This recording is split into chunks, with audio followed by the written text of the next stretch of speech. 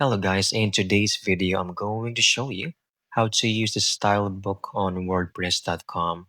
Let's begin. First, open your WordPress, log into your account using your Gmail or any other options over here. From your dashboards, click on Edit Sites so you can access your site editor, and from there, head over this section over here which says Styles icon.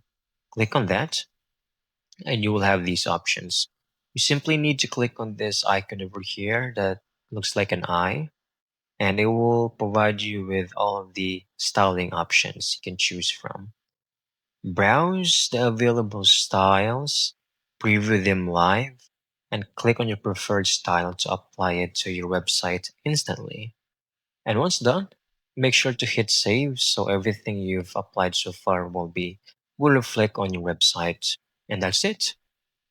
Your WordPress site now has a fresh look using the style book. I hope you found this video very helpful.